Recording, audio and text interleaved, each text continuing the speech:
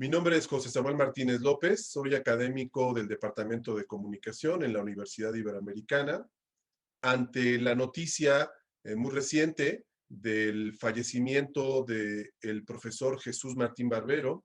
me voy a permitir comunicar algunas reflexiones y hacer algunos comentarios, tanto para aquellas personas que han tenido oportunidad de conocer su trabajo, de Jesús Martín Barbero, pero sobre todo para aquellas personas mucho más jóvenes, de diferentes carreras, de diferentes líneas de investigación, que quizá nunca han escuchado el nombre de Jesús Martín Barbero, y por eso me voy a permitir expresar algunos comentarios a manera de honrar su memoria debido a su reciente fallecimiento.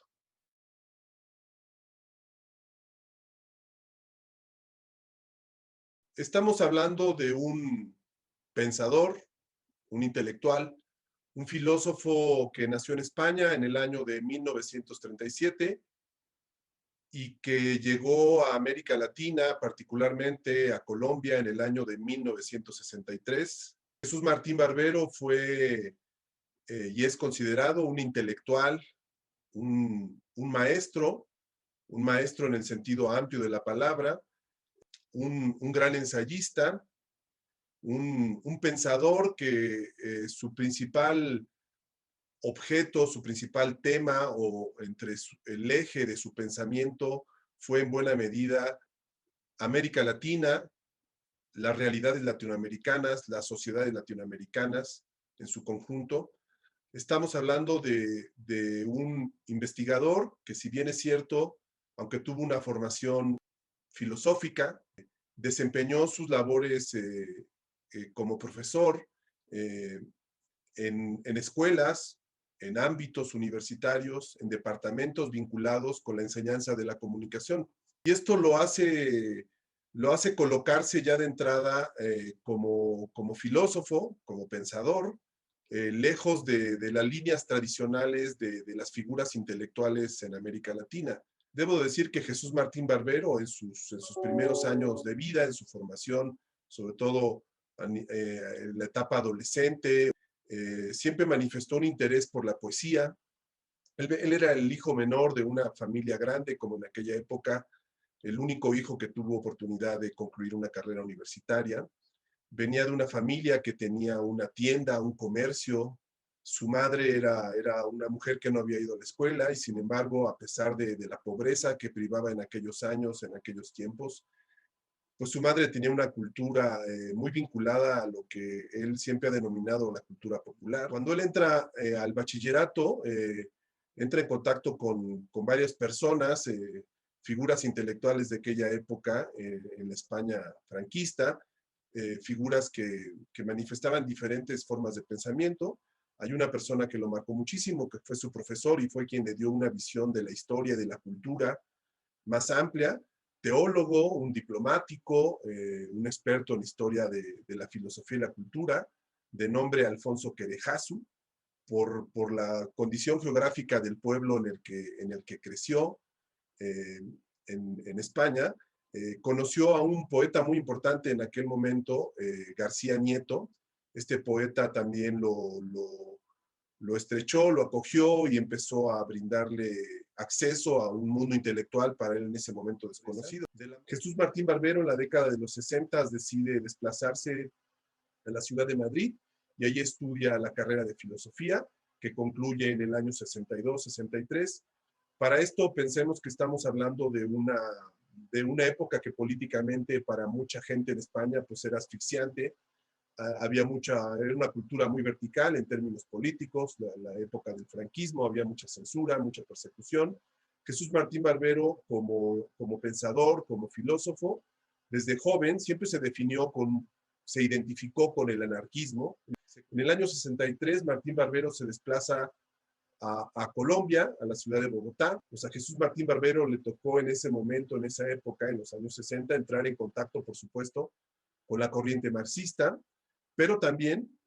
por su interés en el lenguaje y después en la semiología, entró mucho en contacto con el estructuralismo, el trabajo de autores como Paul Ricoeur y otros grandes filósofos de aquel momento, que fueron marcando el desarrollo de su pensamiento. Y se da cuenta que a él lo que le importa realmente es la semiología, entonces pasa a estudiar el doctorado en filosofía, por su gusto por América Latina. Él eligió, siendo español, vivir en Colombia porque siempre se sintió muy atraído por la cultura latinoamericana en este vínculo que tuvo en su desarrollo intelectual con la izquierda. Cuando él concluye su doctorado, su tesis de doctorado en el 1972, es una tesis donde él mezcla el pensamiento para trabajar el tema que fue América Latina, el pensamiento de Paulo Freire con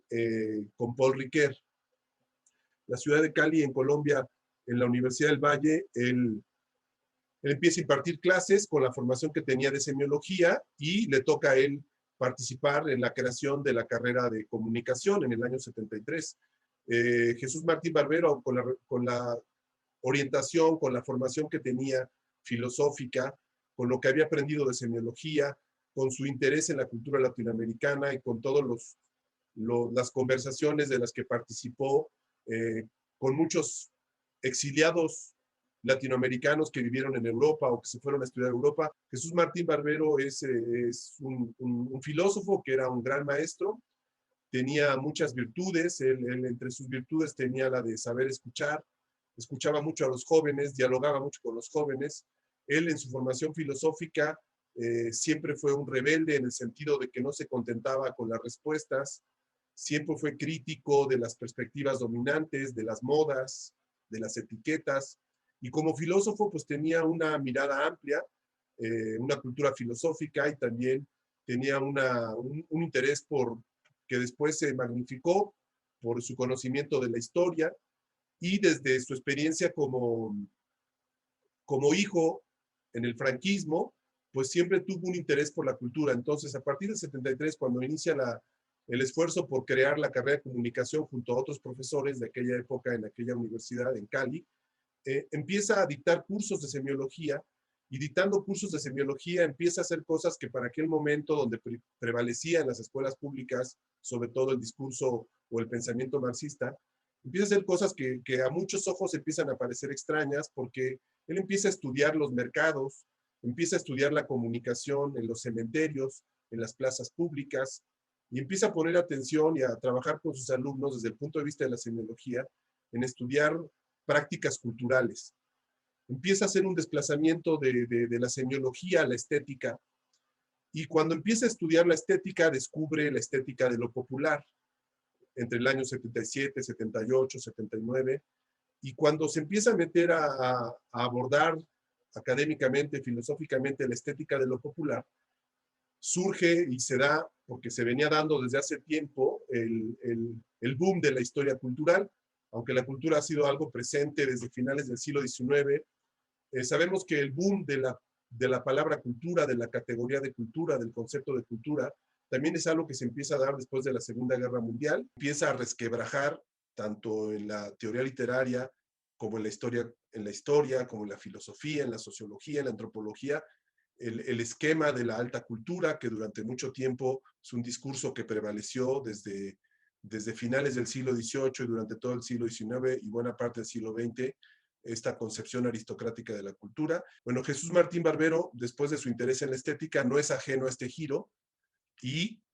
haciéndose eco de estos cambios que se están presentando en el pensamiento, a finales de los 70, luego de su interés en la estética popular, empieza a descubrir el valor, la importancia de la cultura popular en su dimensión estética, en su dimensión histórica.